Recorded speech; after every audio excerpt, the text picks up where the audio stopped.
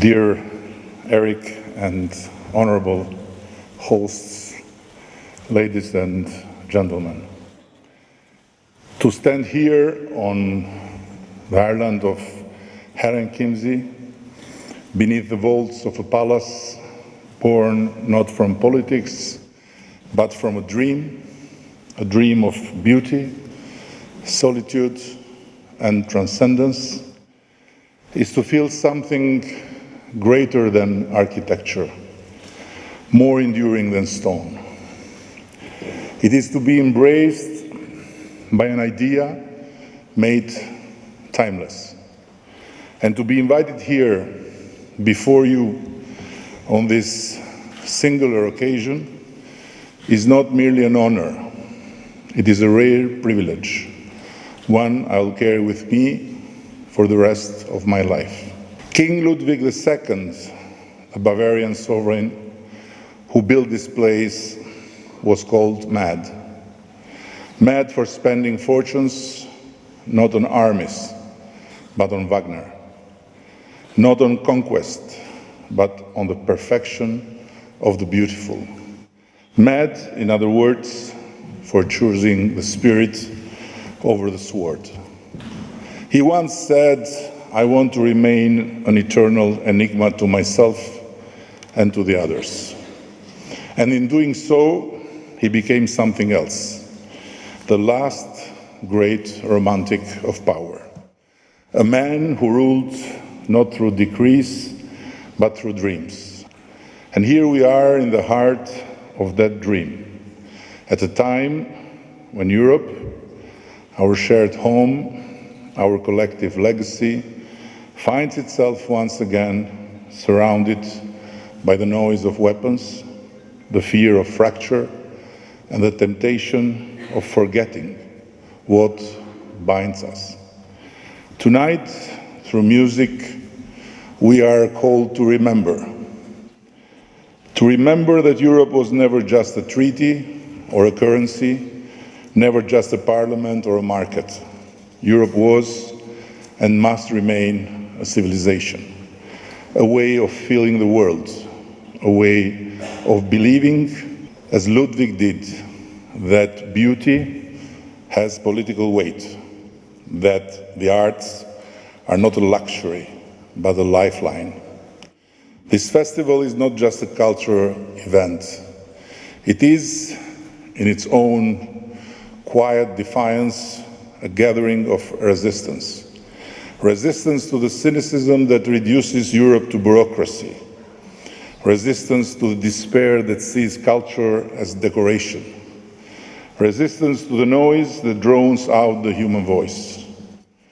In Albania, we know what silence sounds like. We lived for decades behind the iron curtain of our own making, cut off from the symphonies and sonatas that filled the concert halls of free Europe. And yet, even then, music found a way. A smuggled tape, a forbidden score, a memory of a concert from before the walls rose. And I remember as a boy seeing for the first time Ludwig, the haunting masterpiece by Luchino Visconti. Not in a cinema, not even in color, but in black and white, through a small TV box captured by an illegal antenna made of cloth hangers that defied the regime's ban on foreign television.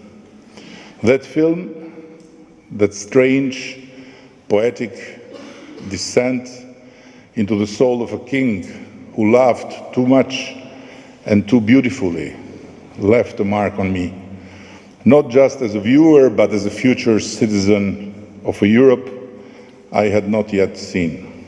And frankly, I did not imagine that time I would see in person one day. And now Albanian musicians study in Munich and Berlin. Now German musicians perform in Tirana. Now our children grow up not dreaming of escape, but of collaboration. This is not a coincidence. This is Europe doing what Europe was made to do, to unite through creation, to elevate through exchange.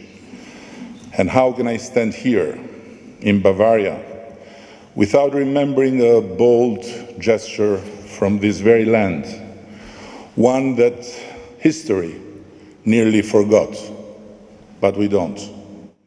In 1984, when Albania was still close to the world, Franz Josef Strauss, Bavaria's own towering figure, came to Albania.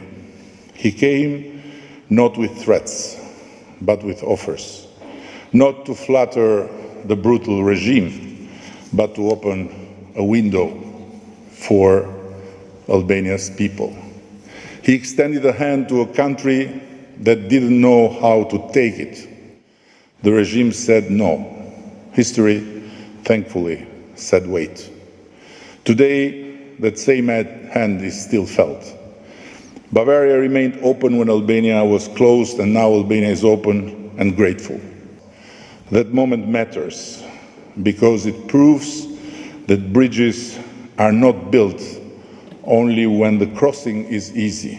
Sometimes they are built in silence, waiting for the other side to appear. Let me be honest. The Europe I dream of is not one where we all speak the same language or believe the same things. It is a Europe where a Bavarian king's obsession with beauty can speak across centuries to a modern-day Albanian prime minister and find agreement. It is a Europe where a Bavarian statesman's forgotten outreach can become the roots of today's friendship. And so to our host in Bavaria, thank you with all my heart.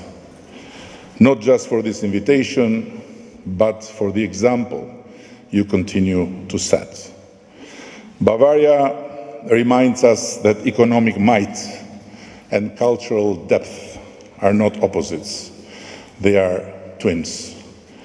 That prosperity without poetry is hollow. That power without memory is blind. That Europe without soul is not Europe. And if we need to rearm to protect Europe's soil, we need also to reinvent ourselves to protect Europe's soul. Allow me also to thank Minister President Markus Söder, not just as a statesman of conviction and clarity, but as a friend. Albania values his voice, values his vision for Bavaria, and values his respect for Europe's diversity.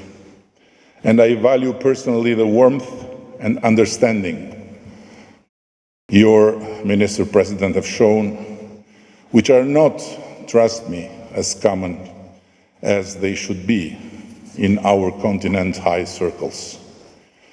Tonight, let the music we are about to hear do what speeches cannot, and let the beauty of this palace add to it what words cannot.